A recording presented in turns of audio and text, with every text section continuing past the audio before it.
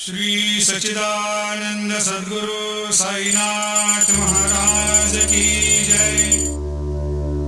ஸ்ரீ சாயி சச்சரித்தம் ஸ்ரீ சாய்பாபாவின் அற்புத வாழ்க்கையும் உபதேசங்களும் காலஞ்சென்ற ஹேமந்த் பந்த் அவர்களால் எழுதப்பட்ட மராட்டிய மூலத்திலிருந்து மொழிபெயர்க்கப்பட்டது. இது சாயின் வாக்கு. எவரிடமிருந்தாவது ₹1 தட்சணையாக பெற்றுக்கொண்டேன் என்றால் அவர்களுக்கு 10 மடங்காக அதை திருப்பித் தருவேன். அத்தியாயம் 35. சோதிக்கப்பட்டு ஏதுமில்லை என கண்டுணர்தல். காக்கா மகாஜனியின் நண்பரும் எஜமானரும் மற்றும் பாந்திராக்காரனின் தூக்கமின்மை, வியாதி மற்றும் பாலாஜி பாட்டீல் நவாஸ்கார் பற்றியெல்லாம் இந்த அத்தியாயத்தில் காண்போம். இந்த அத்தியாயமும் உதியின் முக்கியத்துவத்தை குறிக்கும் செய்திகளை தொடர்கிறது. பாபா சோதிக்கப்பட்டு போதாக்குறைக்கு ஏதுமில்லை என கண்டுணரப்பட்ட 2 நிகழ்ச்சிகளையும் அது உரைக்கிறது. இந்நிகழ்ச்சிகளை முதலில் காண்போம். முன்னுரை. ஆன்மீக விஷயங்களில் அல்லது முயற்சிகளில் சமயப்பிரிவு உணர்ச்சி நமது முன்னேற்றத்திற்கு மிக பெருந்தடையாக இருக்கிறது. கடவுள் உருவமற்றவர் என நம்புவோர்கள் கடவுள் உருவமுள்ளவர் என நம்புவது மாயத்தோற்றமே. ஞானிகளும் மனிதர்களே என்று கூறுவது நமது காதில் விழுகிறது. பின்னர் ஏன் அவர்கள் ஞானிகளின் முன் தலைவணங்கி தட்சணை கொடுக்கிறார்கள்? இதர சமய பிரிவுகளைச் சேர்ந்தவர்களும் ஆட்சேபனைகள் எழுப்பி தங்களது சத் குருக்களை விட்டுவிட்டு மற்ற ஞானிகளின் முன் தலைவணங்கி ஏன் தங்கள் உறுதியான கடப்பாட்டினை செலுத்த வேண்டும் என்று கூறுகின்றனர். முன்னால் இதை போன்ற ஆட்சேபனைகள் சாய்பாபாவை பற்றியும் சொல்லப்பட்டன. இப்போது கூட அவைகள் செவியில் விழுகின்றன. சிலர் தாங்கள் ஷிரடிக்கு சென்றபோது பாபா அவர்களிடம் தட்சணை கேட்டதாகவும், இம்முறையில் ஞானிகள் பணம் சேர்ப்பது நல்லதா என்றும், இம்மாதிரி அவர்கள் செயல் புரிவார்களாயின் அவர்கள் ஞானமெல்லாம் எங்கே போயிற்று என்றும் வினவினர். ஆனால் இம்மாதிரி ஏளனம் முறைக்க ஷிரடிக்கு சென்றவர்கள் எல்லாம் அங்கு பிரார்த்தனைக்கு தங்கிவிட்டனர். அத்தகைய 2 விஷயங்கள் கீழே தரப்படுகின்றன. காக்கா மகாஜனியின் நண்பர். காக்கா மகாஜனியின் நண்பர் ஒருவர் கடவுளை உருவமற்ற நிலையில் வழிபடுபவர், உருவ ஆராதனைக்கு எதிர்ப்பாளர். வேடிக்கையாக அவர் ஷிரடிக்கு காக்கா மகாஜனியுடன் 2 நிபந்தனைகளின் பேரில் வந்தார். அவை யாவன என்றால், தாம் பாபாவின் முன் பணியவோ தட்சணை கேட்டால் கொடுக்கவோ முடியாது. காக்கா இந்த நிபந்தனைகளுக்கு ஒத்துக்கொண்டார். அவ்விருவரும் ஒரு சனிக்கிழமை இரவு பம்பாயை விட்டு புறப்பட்டு ஷிரடிக்கு அடுத்த நாள் சென்றனர்.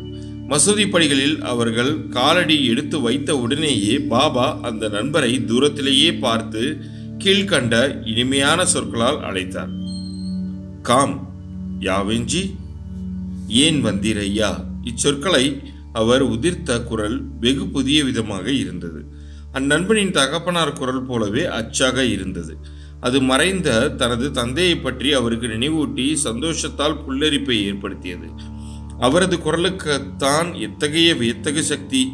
ஆச்சரியப்பட்டு, இது எனது தந்தையின் குரல்தான் என்பதில் ஐயமில்லை என்று கூறிவிட்டு உடனே மேலே சென்று பாபாவின் பாதங்களில் தனது தலையை வைத்து வணங்கினார். பின்னர் பாபா 2 முறை தட்சணை கேட்டார். காலை ஒரு முறையும் அவர்கள் விடைபெறும் மாலை ஒரு முறையும். ஆனால் அதை காகாவிடமிருந்து மட்டுமே கேட்டார். அவரது நண்பரை கேட்கவில்லை. நண்பர் காகாவிடம் கிசுகிசுத்தார். 2 முறை பாபா உம்மிடமிருந்து தட்சணை கேட்டார். நான் உம்முடனேயே இருந்தும் அவர் ஏன் என்னை புறக்கணிக்க வேண்டும் என்றார். அதற்கு காகா, பாபாவே கேளும் என்றார். பாபா காகாவிடம் அவர் நண்பர் என்ன முணுமுணுக்கிறார் என்று கேட்டார். அப்போது அந்த நண்பரே பாபாவிடம் தாம் ஏதும் தட்சணை கொடுக்கலாமா என்று கேட்டார். பாபாவும், உமக்கு கொடுக்க பிரியமில்லை, எனவே உம்மை கேட்கவில்லை. கொடுக்க இப்போது பிரியப்பட்டால் கொடுக்கலாம் என்று பதிலளித்தார். அவர் காகா அளித்த அதே தொகையான ₹17 தட்சணையாக அளித்தார். பின்னர் அவரிடம் பாபா பின்வரும் மொழிகளை உரைத்தார்.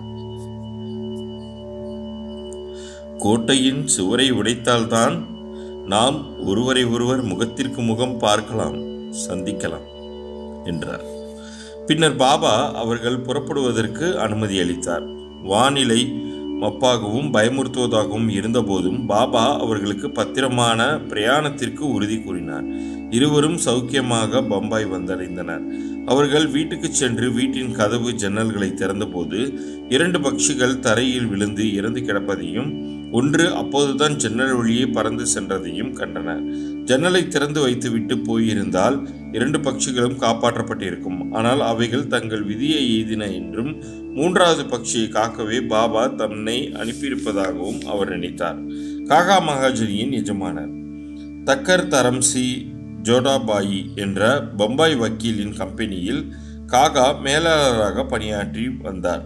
முதலாளியும் மேலாளரும் நெருக்கமான பழக்கத்தில் இருந்தனர். காகா அடிக்கடி ஷீரடி போய்க் கொண்டிருப்பதும் அங்கு சில நாட்கள் தங்குவதும் பாபா அனுமதி அளித்த பின் ஊர் திரும்புவதும் டக்கருக்கு தெரியும். வேடிக்கையாகவும் பாபாவை சோதிப்பதற்காகவுமே டக்கர் காகாவுடன் ஷிம்கா விடுமுறையின் போது ஷீரடி போக முடிவு செய்தார். காகா உடனே திரும்புவது நிச்சயமில்லை. ஆதலால் அவர் தன்னுடன் துணையாக வேறொருவரையும் அழைத்து கொண்டார். மூவரும் புறப்பட்டனர். காகா 2 சேர் காய்ந்த திராட்சையை பாபாவுக்கு அன்பளிப்பாக வாங்கினார். அவர்கள் உரிய தருணத்தில் ஷீரடிக்கு போய் மசூதிக்கு பாபாவின் தரிசனத்தை பெறுவதற்காக சென்றனர். பாபா சாஹேப் தர்கட் அங்கு இருந்தார். தக்கர் அவரை ஏன் அவ்விடம் வந்தார் என்று விசாரித்தார். அதற்கு தர்கட் தரிசனத்திற்காக வந்தேன் என்றார். டக்கர் ஏதாவது அற்புதங்கள் இங்கு நிகழ்கின்றனவா என்று கேட்டார். அதற்கு தர்கட் எனது நோக்கம் அதுவல்ல, ஆனால் பக்தர்களின் ஆர்வமிக்க பிரார்த்தனைகள் இவ்விடத்தில் திருப்திப்படுத்தப்படுகின்றன என்றார். பின்னர் காகா பாபாவின் முன் விழுந்து நமஸ்கரித்து திராட்சையை சமர்ப்பித்தார். பாபா அவைகளை விநியோகிக்க கட்டளையிட்டார். டக்கருக்கும் சில கிடைத்தது. அவருக்கு திராட்சை பிடிக்கவில்லை. மேலும் நன்றாக கழுவி சுத்தப்படுத்தாமல் அவைகளை சாப்பிட வேண்டாம் என்று டாக்டர்கள் அவருக்கு கூறியிருந்தனர். எனவே அவர் திகைத்தார்.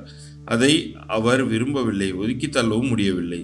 சம்பிரதாயத்துக்காக அவைகளை வாயில் இட்டு கொண்டார். ஆனால் விதைகளை என்ன செய்வதென்று தெரியவில்லை. மசூதி தரைகளை அவைகளை துப்ப அவரால் இயலவில்லை.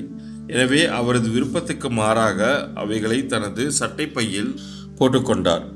பாபா ஒரு ஞானியாய் இருந்ததால் திராட்சையின் மீது தமக்குள்ள வெறுப்பை அவர் எப்படி அறியாமல் இருந்து அதை உண்ணச் சொல்லி அவரை வற்புறுத்த முடியும் என்று தனது மனதுக்குள் சொல்லிக்கொண்டார். இந்த வண்ணம் அவர் மனதில் எழுப்பியதும் பாபா அவருக்கு மீண்டும் சில திராட்சைகளை கொடுத்தார். அதை அவரால் உண்ண இயலாமல் கைகளில் வைத்து கொண்டிருந்தார். அப்போது பாபா அதை உண்ணும்படி அவரை கேட்டார். அவரும் கீழ்ப்படிந்தார். அவரது ஆச்சரியத்திற்கேற்ப அவைகள் எல்லாம் விதையற்ற திராட்சைகளாய் இருந்தன. அற்புதங்களை அவர் காண விரும்பினார். இதோ ஒன்று நிகழ்ந்துவிட்டது. பாபா தனது விதையுள்ள திராட்சைகளை விதையற்றவைகளாக மாற்றிவிட்டார் என்பதை அவர் அறிந்தார். எத்தகைய வியத்தகு சக்தி! மேலும் சோதிக்க விரும்பி பக்கத்தில் இருந்து தர்கட்டை அவர் எவ்வகை திராட்சை வைத்திருக்கிறார் என்று கேட்டார். அவர் விதையுள்ள திராட்சை என்றார். தக்கருக்கு இதை கேட்க இன்னும் அதிக வியப்பாய் இருந்தது.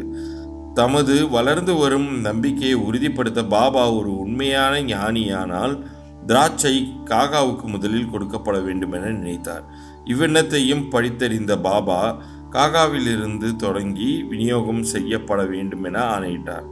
இந்த நிரூபணங்கள் எல்லாம் தக்கருக்கு போதுமானவைகளாய் இருந்தன. பின்னர் ஷாமா தக்கரை பாபாவிடம் காகாவின் எஜமானர் என்று அறிமுகப்படுத்தினார். அதற்கு பாபா அவரது எஜமானராக இவர் எப்படி இருக்க முடியும்? அவருக்கு முழுமையும் வேறொரு எஜமானர் இருக்கிறார். காகா இந்த பதிலை பாராட்டினார். தனது தீர்மானத்தை மறந்துவிட்டு தக்கர் பாபாவை வணங்கிய பின்னர் வாதாவுக்கு திரும்பினார். மத்தியான ஆரத்தி முடிந்ததும் அவர்கள் எல்லாம் புறப்படுவதற்கு பாபாவின் அனுமதி பெறுவதற்காக மசூதிக்கு சென்றனர். ஷாமா அவர்களுக்காக பேசினார். பின்னர் பாபா இவ்விதமாக உரைத்தார். நிலையற்ற புத்தியுள்ள ஒரு மனிதன் இருந்தான். அவன் செல்வம், ஆரோக்கியம் முதலியவை வாய்க்கப்பட்டிருந்தான். மனோவேதனைகளில் இருந்து விடுபட்டவனாக இருந்தான். எனினும் தேவையற்ற கவலைகளையும் பாரங்களையும் தன் மீது போட்டுக்கொண்டு மன அமைதியை இழந்து இங்கும் அங்கும் சுற்றி தெரிந்தான். சில சமயம் பார்த்ததையெல்லாம் இறக்கிவிட்டும் சில சமயம் அவற்றை மீண்டும் சுமந்தவனாயும் இருந்தான். அவனது மனம் ஒரு உறுதிப்பாட்டையே அறிந்ததில்லை. அவனது நிலை கண்டு நான் இரக்கம் கொண்டேன். அவனிடம், இப்போது நீ விரும்பும் ஏதாவது ஒரு இடத்தில் மீது உனது நம்பிக்கையை தயவு செய்து வைப்பாயாக. ஏன் இவ்வாறு சுற்ற வேண்டும்? அமைதியாக ஏதாவது ஒரு இடத்தை பற்றிக்கொள் என்று கூறினேன். உடனே டக்கர் அப்பொருத்தமான வர்ணனை தமக்குரியதே என்று அறிந்தார். காகாவும் தம்முடன் திரும்ப வேண்டுமென அவர் நினைத்தார். காகா எவ்வளவு சீக்கிரம் அனுமதிக்கப்படுவார் என்று ஒருவரும் எண்ணவில்லை. பாபா அவரின் இந்த எண்ணத்தையும் படித்தறிந்து காகாவை அவரது எஜமானருடனேயே திரும்ப அனுமதி அளித்தார். மற்றொருவரின் மனதில் இருக்கும் எண்ணத்தை அறியும் பாபாவின் திறமைக்கு மேலும் ஒரு நிரூபணம் அவருக்கு கிடைத்தது. பின்னர் பாபா காகாவிடமிருந்து ரூபாய் 15 தட்சணையாக கேட்டு பெற்றுக்கொண்டார். அவர் காகாவிடம் பின்வருமாறு கூறினார்: எவரிடமிருந்தாவது 1 ரூபாய் தட்சணையாக பெற்றுக்கொண்டேன் என்றால் அவர்களுக்கு 10 மடங்காக நான் திருப்பி தர வேண்டியிருக்கிறது. நான் ஒருபோதும் எதையும் விலையில்லாமல் இலவசமாக பெறுவது கிடையாது. சீர்தூக்கி பாராது நான் யாரிடமிருந்தும் தட்சணை பெறுவதில்லை. யாரை ஃபக்கிரி, அதாவது என் குரு சுட்டி காண்பிக்கிறாரோ அவரிடமிருந்து மட்டுமே நான் கேட்கிறேன். யாரேனும் ஃபக்கிரிக்கு முன்னே கடன் பட்டிருந்தால் அவரிடமிருந்து பணம் வசூலிக்கப்படுகிறது. எதிர்காலத்தில் கணிசமான அறுவடை செய்வதற்கே அவர்கள் இப்போது கொடுப்பதன் மூலம் விதைக்கிறார்கள். தர்மத்தை செயல்படுத்துவதில் செல்வம் ஒரு வழியாக இருக்க வேண்டும். இது சுய இன்பத்துக்காக பயன்படுத்தப்பட்டால் அது வீணாக்கப்படுகிறது. நீ அதை ஏற்கனவே கொடுத்திருந்தால் ஒழிய தற்போது அதை பெற முடியாது. எனவே பெறுவதற்கு மிகச்சிறந்த வழி கொடுத்தலே ஆகும். தட்சணை கொடுத்தல் வைராகியத்தை வளர்க்கிறது. அதன் மூலம் பக்தி, ஞானம் இவற்றை விருத்தி செய்ய முடியும். ஒன்றை கொடுத்து 10ஆக திரும்ப பெற முடியும். இம்மொழிகளை கேட்டு தமது தீர்மானத்தை மறந்தவராய் டக்கர் தாமாகவே ரூபாய் 15 பாபாவின் கைகளில் கொடுத்தார். அவரது எல்லா ஐயங்களும் தீர்க்கப்பட்டு பலவற்றை கற்றுக்கொண்டார். அதனால் ஷீரடிக்கு தாம் வந்தது நன்மையானது என்று அவர் எண்ணினார். இத்தகைய விஷயங்களை கையாளுவதில் பாபாவின் திறமை தனித்தன்மை வாய்ந்தது. இவைகள் யாவற்றையும் அவர் செய்த போதும் மொத்தத்தில் இவைகளின் மேல் சாராதவராகவே இருந்தார். யாராவது அவரை வணங்குவதோ அல்லது வணங்காமல் இருப்பதோ, அவருக்கு தட்சிணை கொடுப்பதோ கொடுக்காமல் இருப்பதோ, இவைகள் எல்லாம் அவருக்கு ஒன்றே. அவர் ஒருவரையும் அவமதிக்கவில்லை. தாம் வணங்கப்படுவதால் அவர் மகிழ்ச்சி அடைந்ததில்லை. அன்றி தாம் மதிக்கப்படாததால் அவர் துன்புறவும் இல்லை. மாறுபட்ட இருமைகள், சுகம், துக்கம் போன்றவைகளை கடந்து பாபா நின்றார். தூக்கமின்மை வியாதி. பாந்திராவில் காயஸ்த பிரபு ஜாதியைச் சேர்ந்த ஒருவர் நெடுநாள் தூக்கமின்மை நோயால் அல்லலுற்றார். அவர் படுக்கையில் படுத்தவுடனேயே அவரது இறந்து போன தந்தையார் கனவில் தோன்றி அவரை கடுமையாக திட்டினார். அது அவரது தூக்கத்தை கலைத்து இரவு முழுவதும் அவரை இருப்பு கொள்ளாமல் செய்தது. ஒவ்வொரு நாள் இரவும் இது நடந்தது. அம்மனிதருக்கு என்ன செய்வதென்றே புரியவில்லை. ஒரு நாள் பாபாவின் பக்தர் ஒருவரை அவர் இவ்விஷயத்தில் கலந்தாலோசித்தார். பிழையாத நிவாரண சஞ்சீவினியாக பாபாவின் உதி ஒன்றையே அவர் அறிவார். அவருக்கு சிறிது உதி கொடுத்து அவர் படுக்கைக்கு போகும் முன்னர் அதை சிறிது நெற்றிலிட்டுக் கொள்ளும்படியும் உதி பொட்டலத்தை தலையணைக்கடியில் வைத்துக் கொள்ளும்படியும் கூறினார். இந்த சிகிச்சையை அவர் முயன்று பார்த்தார். அவரது பெரும் வியப்புக்கும் மகிழ்வுக்கும் ஏற்ப அவருக்கு நல்ல உறக்கம் ஏற்பட்டது. எவ்வித தொந்தரவும் இல்லை. இந்த சிகிச்சையை அவர் தொடர்ந்து பின்பற்றி எப்போதும் சாயையே நினைவு கூர்ந்தார். பின்னர் சாய்பாபாவின் படம் ஒன்றை பெற்று தனது தலையணை கருகில் அதை தொங்கவிட்டு அதனை தினந்தோறும் வழிபடத் தொடங்கி வியாழக்கிழமைகளில் பூமாலை, நைவேத்தியம் முதலியவற்றை சமர்ப்பித்தார். பின்னர் அவர் சௌக்கியமாகி முந்தைய தொந்தரவையே முழுவதும் மறந்துவிட்டார். பாலாஜி பாட்டீல் நவாஸ்கர். இம்மனிதர் பாபாவின் ஒரு பெரும் பக்தர். மிகச் சிறப்பான பற்றற்ற பணியை பாபாவுக்கு அவர் செய்தார். ஒவ்வொரு நாளும் ஷீரடியில் பாபா தனது தினசரி நியமமாக நடந்து வரும் தெருக்கள், பாதைகள் எல்லாவற்றையும் பெருக்கி சுத்தமாக்கினார். அவருக்கு பின்னர் இப்பணியானது ராதாகிருஷ்ணமாயி என்ற பக்தர் மாதுவாலும் அதற்கு பின் அப்துல்லாவாலும் அதே அளவு சிறப்புடன் செய்யப்பட்டது. ஒவ்வொரு ஆண்டும் பாலாஜி கோதுமை அறுவடை செய்தபோது அனைத்தையும் பாபாவுக்கு கொண்டு வந்து சமர்ப்பித்து விடுவார். மீதமாக பாபா எதை கொடுத்தாரோ அதை பெற்றுக்கொண்டு தனது குடும்ப சம்ரட்சணை செய்தார். இந்நடைமுறையானது அவரால் பல ஆண்டுகள் செய்யப்பட்டு அவருக்கு பின் அவரது மகனாலும் செய்யப்பட்டது. உதியின் சக்தியும் செயல் திறமையும். ஒருமுறை பாலாஜியின் திவசத்தின் போது சில விருந்தினர்கள் அழைக்கப்பட்டு அவர்களுக்கு உணவு சமைக்கப்பட்டது. ஆனால் சாப்பாட்டு நேரத்தில் அழைக்கப்பட்டதைப் போல 3 மடங்கு பேர் வந்துவிட்டனர். பாலாஜியின் மனைவி திகைத்து போய்விட்டாள். குழுமியிருந்த மக்களுக்கு உணவு பற்றாது என்றும் அது பற்றாது போகுமானால் குடும்பத்தின் கௌரவம் பாதிக்கப்படும் என்றும் அவள் நினைத்தார். அவளது மாமியார், பயப்படாதே, அது நம்முடைய உணவல்ல, சாயினுடையது. ஒவ்வொரு பாத்திரத்திலும் கொஞ்சம் உதியை போட்டு ஒரு துணியால் மூடி அதை திறக்காமலேயே அவர்களுக்கு பரிமாறு. சாயி நம்மை இந்த அவமானத்தில் இருந்து காப்பார் என்று கூறி தேற்றினாள். அவள் கூறியபடியே செய்தாள். தங்களது வியப்புக்கும் மகிழ்வுக்கும் ஏற்ப பரிமாறப்பட்ட உணவு எல்லோருக்கும் போதுமானதாய் இருந்ததோடு மட்டுமல்லாமல் ஏராளமாக மீதமும் இருந்ததை கண்டார்கள். ஒருவன் எவ்வளவு அதிகம் மனமார்ந்த அக்கறையுடன் உணர்கிறானோ அவ்வளவு அதிகமாக அவன் செயலுக்கு உருவாக்கி காண்கிறான் என்னும் மொழி இவ்விஷயத்தில் நிரூபணமாக்கப்பட்டது. என்னுடைய நண்பரும் பாபாவின் பெரிய பக்தருமான B.A. சவுகுல், அதாவது ஃபர்ஸ்ட் கிளாஸ் சப் மேஜிஸ்ட்ரேட் என்பவர் இதை போன்ற ஒரு விஷயத்தை என்னிடம் அறிவித்தார். 1943ஆம் ஆண்டு பிப்ரவரி மாதம் அஹமத் நகர் ஜில்லாவில் உள்ள கர்ஜத்தில் பூஜை திருவிழாவும் பொதுஜன விருந்தும் நடந்தது. பின்னைய நிகழ்ச்சிக்கு விருந்துக்கு அழைக்கப்பட்டதை போல 5 மடங்கு பேர் வந்துவிட்டனர். அவர்கள் அனைவருக்கும் உணவு அளிக்கப்பட்டது. பாபாவின் அருளால் அனைவரும் வியக்கும் வண்ணம் எவ்வித உணவு பற்றாக்குறையும் ஏற்படவே இல்லை. சாய்பாபா நாகமாக தோன்றுதல் பற்றி இப்போது பார்ப்போம். ஒரு முறை ஷிரடியைச் சேர்ந்த ராகு பாட்டீல் என்பவர் நெவாஸைச் சேர்ந்த பாலாஜி பாட்டீல் என்பவரிடம் சென்றார். அன்று மாலை மாட்டுத் தொழுவத்தில் ஒரு பாம்பு சீறிக்கொண்டு உள்நுழைவதை கண்டார். எல்லா மாடுகளும் பீதி அடைந்து நகரத் தொடங்கின.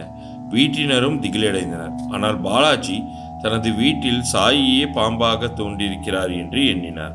துளிக்கூட பயப்படாமல் ஒரு கிணத்தில் பாலை கொண்டு வந்து பாம்பின் முன் வைத்து, பாபா, ஏன் சீறி சப்தப்படுத்துகிறீர்கள்?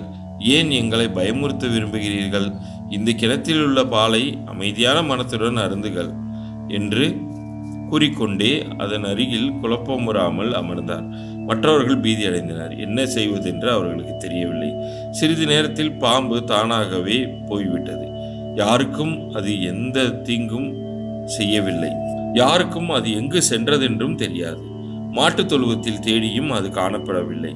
பாலாஜிக்கு 2 மனைவிகளும் சில குழந்தைகளும் இருந்தனர்.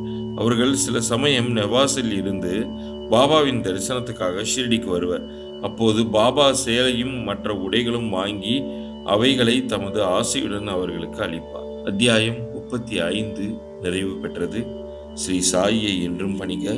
அனைவருக்கும் சாந்தி நிலவட்டும்.